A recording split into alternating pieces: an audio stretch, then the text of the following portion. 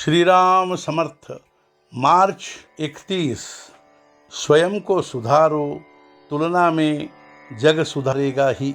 ऐसी भावना हम रखते हैं कि हम ही सब कुछ करने वाले हैं और भविष्य में दुख मोल लेकर दुखी होते हैं। जिसका फल अपने अधीन नहीं है, उस कर्म को मैंने किया ऐसा कहने में क्या पुरुषार्थ है। हम यह भी कहते हैं कि मैं भगवान का काम करता हूँ और भगवान को ही अर्पण करता हूँ। ऐसा कहने में भी हमें अभिमान होता है। संसार में सात्विक वृत्ति से कार्य करने वाले बहुत होते हैं, लेकिन उनका भी मैं करने वाला हूँ कहने का अभिमान छूटता नहीं। वस्तुतः केवल कर्म करने से परमार्थ सधता नहीं। कर्ता मैं नहीं हूँ यह समझना चाहिए, तभी सब सधता है। जिस कर्म के कर्ता हम नहीं होते, उसका कर्ता स्वयं बनकर हम दुखी होते हैं। जो करता है, जो उसका अधिकार, उसे देकर हमें सुख दुख से परे रहना चाहिए। केवल एक कमरे में रहकर जो कैदी सुख मान लेता है, वह कैदी क्या असली सुख में रहता होगा, ऐसा आपको लगता है?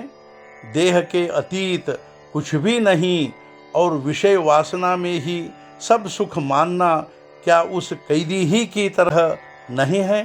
किंतु उसके परे कुछ नहीं है, यह जब तक उसे नहीं समझता तब तक ही किसी व्यक्ति को सुख का लाभ होगा।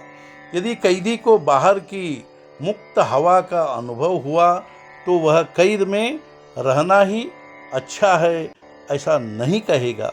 उसी प्रकार मनुष्य को एक बार भी भगवान से प्राप्त होने वाली मुक्त हवा का अनुभव होगा तो वह विषय वासना के कीचड़ में रहना पसंद नहीं करेगा। हम अपना चित्त निर्विषय नहीं कर पाएंगे, किंतु वह भगवत भक्ति में रत नहीं कर पाएंगे ऐसी बात नहीं। वाहियात घोड़े को पुचकारते हैं, वैसे ही मन को पुचकारे।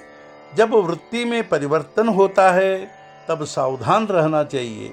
भगवान के नामस्मरण में बाधा आई तो अस्वस्थ लगना चाहिए। जब नामस्मरण की इच्छा नहीं होती तब जबरदस्ती से नामस्मरण करे। फिर जिन विषय वासना की इच्छा होती है वे गायब होती है। गृहस्थी में बाधाएं आती हैं, तब उन बाधाओं से छुटकारा पाने के लिए हम कोई रास्ता निकालते ही हैं। वैसे ही परमार्थ के लिए प्रयत्न करते समय आने वाले संकटों से हम क्यों डरे? यदि आज हम अपने विवेक से सुखी नहीं बन पाएंगे तो जीवन में हमको कभी सुख मिलेगा ही नहीं। केवल गिरी कंदराओं में जाकर क्या कभी परमार्थ साधन होता है? यदि वैसी बात होती तो परमार्थ पहले बंदरों को सधता। विचारहीन तथा निम्न स्तर के प्राणियों को विकार पर संयम करने की शक्ति ही नहीं होती, किंतु मनुष्य अच्छे बुरे की परख कर सकता है। उसमें सार और असार जानने की विचार शक्ति होती है। यह शक्ति हमें प्राप्त हुई है।